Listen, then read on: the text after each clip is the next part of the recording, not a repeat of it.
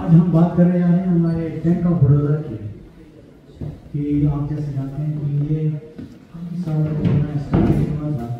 लेकिन चिल्ड्रेन की इनके टैलेंट होते हैं, जो भी यहाँ पे जब डाल जाते हैं टैलेंट होते हैं, हर एक अपने अपने तरीके से इसको नेक्स्ट लेवल तक लेके गए।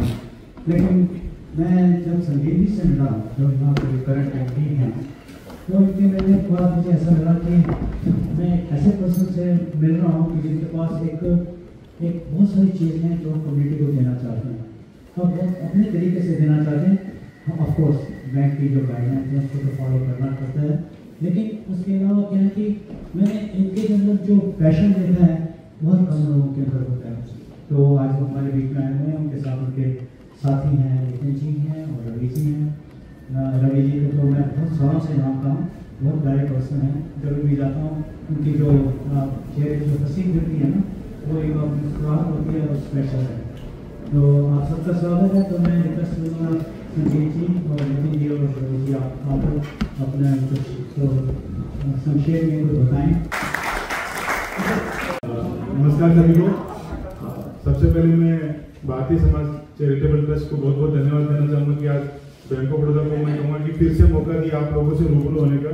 इससे पहले भी मैं भारतीय समाज चैरिटेबल ट्रस्ट के एक प्रोग्राम में जी सज्जवाल जी ने मुझे मौका दिया था कि आप लोगों से बातचीत करने का, तो आज मुझे फिर से मौका मिला है। मैं फिर से बहुत बहुत धन्यवाद अदा करना चाहता हूँ।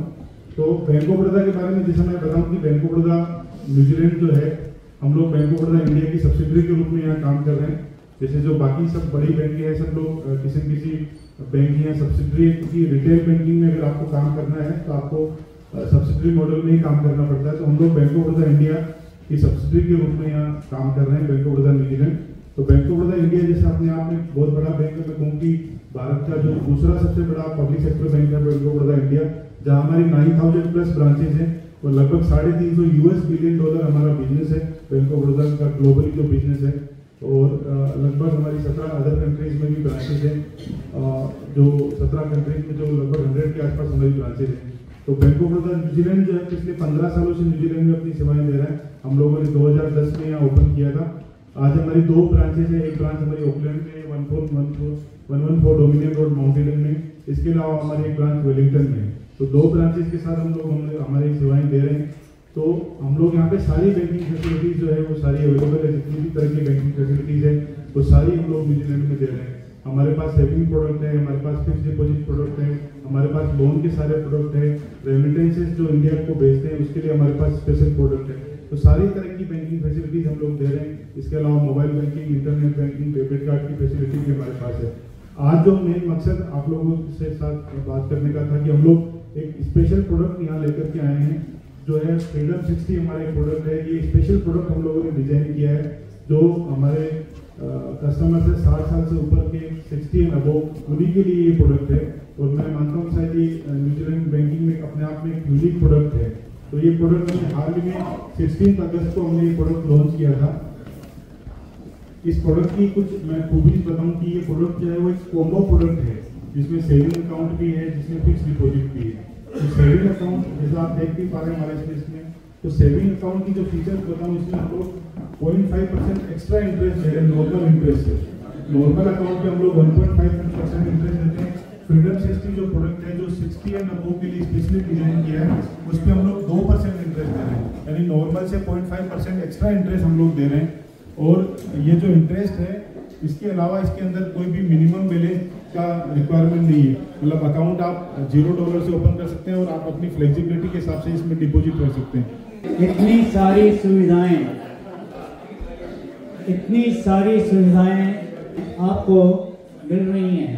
मैं एग्जांपल अपने बारे में कह सकता हूँ कि मेरा अकाउंट जो था डोरमेंट था, उसको एक्टिवेट कराया संदीप जी ने, उनकी टीम ने, और उसके साथ साथ उन्होंने पास में बैठ के मेरा एक ऐप डाउनलोड करके और उसको मुझे बताया कि कैसे how you can operate it. कितनी मतलब पर्सनलाइज सर्विस मिल रही है, तो कहते हैं कि तो मजे की बात है। तो मेरे ख्याल से I think we should aware this opportunity. और हम अपने इंडिया के बैंक का हम नहीं सपोर्ट करेंगे तो कौन करेगा? पहले जो बात आ रही है। I think thank you Sandeep ji, thank you so much for coming here. हमारे बीच में भारतीय समाज के चेयरमैन डॉक्टर अशोक चौधरी साहब हैं। ऑकलैंड काउंसिल में पावरप्ले जो उटाला बोर्ड है उसके अपना मेंबर भी हैं, और उनके साथ में अविनाश जी भी आए हुए हैं। तो मैं रिक्वेस्ट डॉक्टर साहब to come and say hello to the present. Avinash आप भी आ रहे हैं? नमस्ते जी, सत श्री अकाल और सब दोस्तों भैन भराओं बड़ी खुशी हुई है जी अज दोबारा हाजिर होया। और मेरे नाल अज बड़ी तुहाडी अपनी बेटी तुहाडी भैन अज मेरे नाल इत्थे अविनाश कौर धालीवाल। ये असी अपना इलैक्शन के नाल गल कीती है। फिर इलैक्शन आ रहे हैं कौंसल में, जिहड़े सारे कंट्री में इलैक्शन आ रहे हैं, सिर्फ इत्थे नहीं है, सारी कंट्री में इलैक्शन है। और ये इलैक्शन जिहड़े आते हैं हर 3 साल बाद इलैक्शन आते हैं।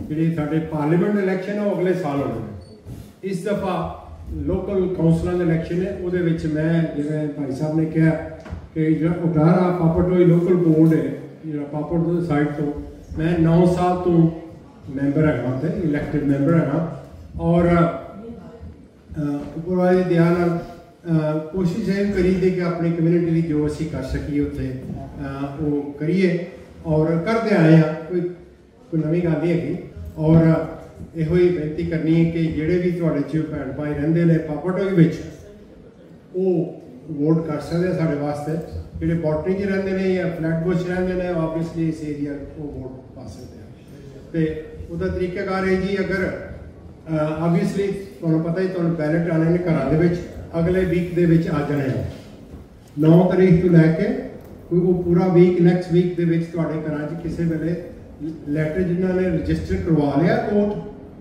उस एड्रैस से तुहाडा वोट घर में आएगा तो ये नाल ही मैं अविनाश कौर को देना है भी 2 मिनट की गल कर लेना अपना इंट्रोडक्शन करवा देना अपने बारे दस नहीं है मेरा नाम तुहानूं सारे नूं पता चल गया अविनाश कौर धालीवाल मैं पहली पंजाबन पापड़ोई तो खड़ी हाँ फीमेल पहले उत्थों कोई नहीं खड़ी हैगी मैं ही हत्थ उत्ते चुक्या हाँ ते इत्थे पापड़ोई तो कितने जने आए हैं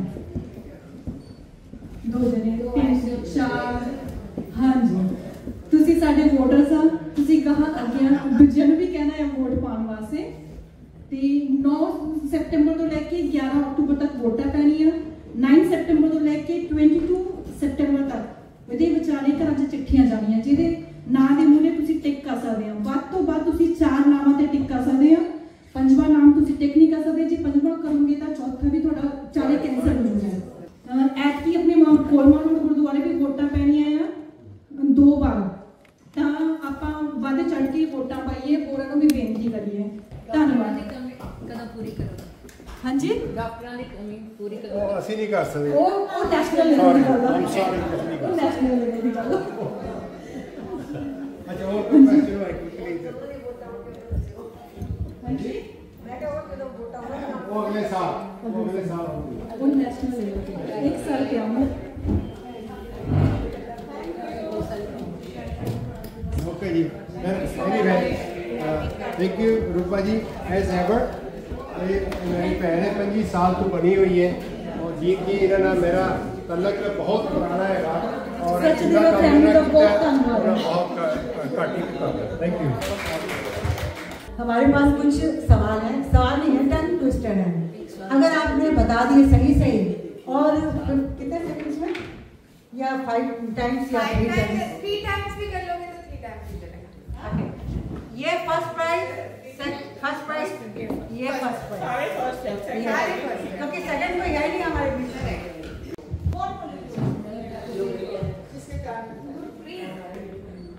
पटी जाके रोटी खाओ पटी जाके रोटी खाओ पटी जाके रोटी खाओ 1 से लेकर 10 तक बोलना है 1 पपीता 2 पपीता 3 पपीता और 10 तक बोलना है 10 पपीता और वो भी 5 बार बोलना है फास्ट बोलना है 1 पपीता 2 पपीता 3 पपीता 4 पपीता 5 पपीता 6 पपीता 7 पपीता 8 पपीता 9 पपीता 10 पपीता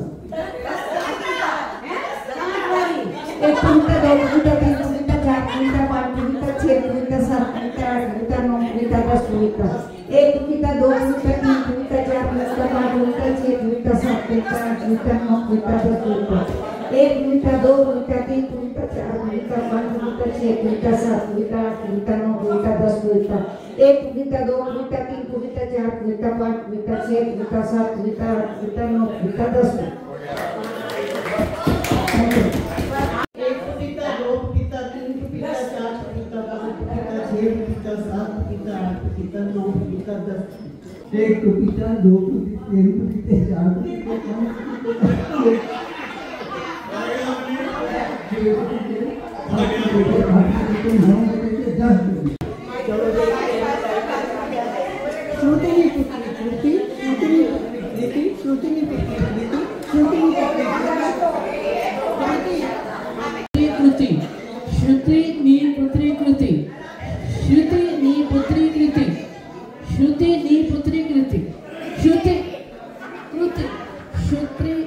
तो ऐसे करते हैं कि आज जो भी बहुत बेस्ट बोलेगा या कविता बोलेगा या शेर शायरी बोलेगा फादर्स डे के ऊपर या आपने अपने आपके आपके लिए ऐसी कौन सी एक चीज थी जो आपको अभी तक याद है कि अगर मेरे फादर होते तो मैं ऐसी काम नहीं करती, ऐसा काम करती, या इसके लिए मैं एनकरेज हूँ?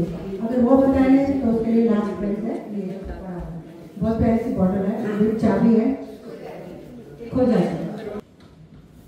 जीवन दाता संपूर्ण वरदान पिता, इस धरती पर वरदान पिता, इस धरती पर भगवान पिता, भरोसे योग्य एक अच्छा मित्र, भरोसे योग्य एक अच्छा मित्र, कठोर अनुशासन क्षमादान पिता, कठोर अनुशासन क्षमादान पिता, सहन शक्ति का अपार भंडार, क्या बात है, सहन शक्ति का अपार भंडार, उलझन सुलझाए सुंदर ज्ञान पिता, उलझन सुलझाए सुंदर ज्ञान पिता, बट वृक्ष घनी छांव वाला, बट वृक्ष घनी छांव वाला, सुरक्षित रखे हमारी जान पिता, सुरक्षित रखे हमारी जान पिता, कठिन परिश्रम कर पोषण करता, कठिन परिश्रम कर पोषण करता, बच्चों का अभिमान पिता, कुर्बानी भरे फैसले करता, कुर्बानी भरे फैसले करता, हर मुश्किल करे आसान पिता, कुर्बानी भरे फैसले करता, अपनी जान पर खेल लेता, आपको सुरक्षा, कुर्बानी भरे फैसले करता, हर मुश्किल सुने आसान पिता, दुख में सुख में साथ रहे।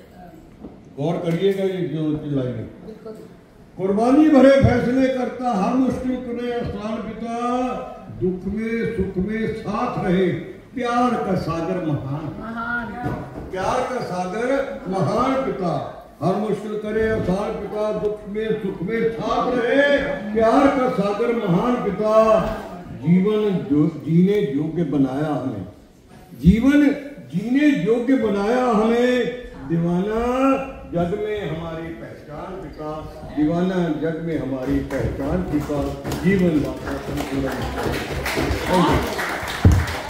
मेरे को अपने पिताजी की छोटी छोटी बातें याद आ रही है।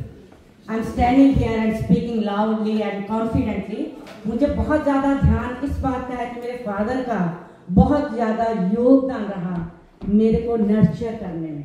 पौधे को लगाना और बात होती है, लेकिन उसे सींचना वो एक बहुत बड़ी बात है जो कि माता पिता ही कर सकते हैं। पिताजी का साथ मेरा बिल्कुल ऐसे ही होता था। जब मैं छोटी सी उनके साथ जाती, शाम को जैसे वो घूमने के लिए जाते, तो उनके दोस्तों में ये बात बहुत ज़्यादा कही जाती थी, आ गई भी जवाहरलाल नेहरू की इंदिरा गांधी। जैसे जवाहरलाल नेहरू की इंदिरा गांधी साथ साथ रहती थी तो सबने कहना पिताजी की इंदिरा गांधी आ गई साथ में। मुझे तो बस इसी तरह से बेपरवाह ही जीना पसंद है, ना तो मैं किसी की पसंद हूँ और ना मुझे कोई पसंद है।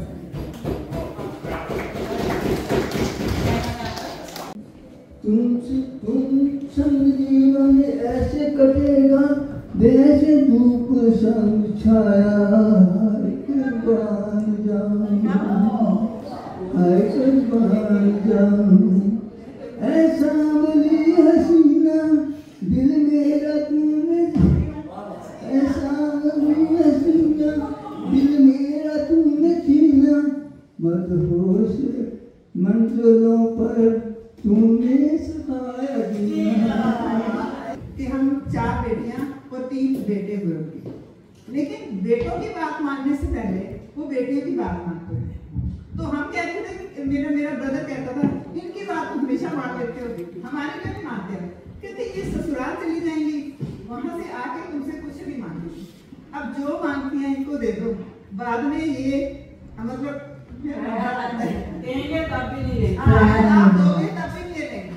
तो ये बात मुझे बहुत ज्यादा। क्या बात है, थैंक यू, थैंक यू।